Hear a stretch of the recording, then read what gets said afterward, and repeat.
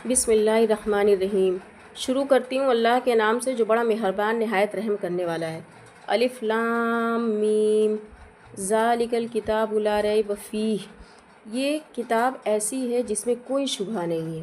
ھدی للمتقین، یہ سیدھا راستہ دکھانے والی کتاب ہے لیکن متقی لوگوں کے لیے۔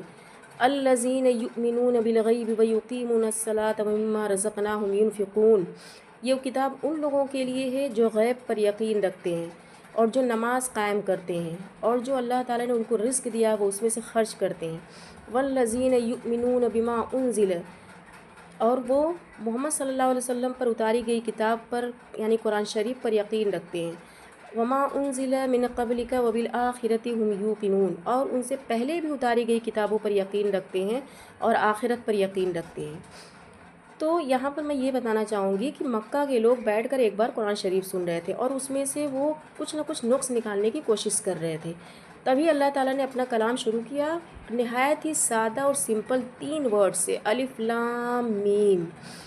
اور یہ 3 ورڈ ایسے ورڈز تھے کہ جن کو سن کے مکہ کے لوگ حیران رہ گئے۔ حالانکہ جو مکہ کے لوگ تھے وہ لینگویج کے ایکسپرٹ تھے، فصاحت اور بلاغت کے ماہر تھے، لیکن یہ 3 سادہ سے ورڈز کو سن کے وہ حیران رہ گئے کہ یہ آخر ہے کیا اور بولا کیوں گیا ہے۔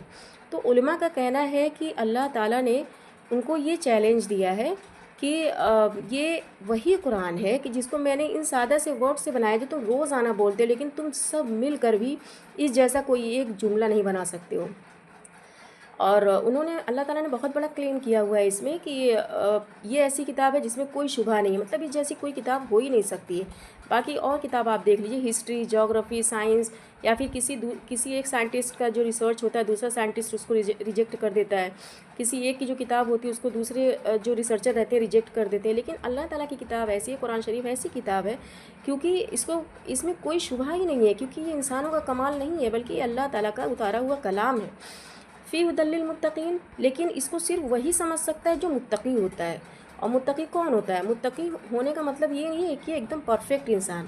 متقی وہ ہوتا ہے کہ جس کو خدا کا خوف ہوتا ہے، اس کو یہ ڈر ہوتا ہے کہ اللہ مجھے دیکھ رہا ہے، اور اس کو غیب پر یقین ہوتا ہے۔ غیب مطلب چھپی ہوئی چیزیں، چھپی ہوئی چیزیں یعنی اللہ، فرشتے، تقدیر، جنت، جہنم، ہر چیز پر یقین ہوتا ہے، اور وہ نماز قائم کرتا ہے۔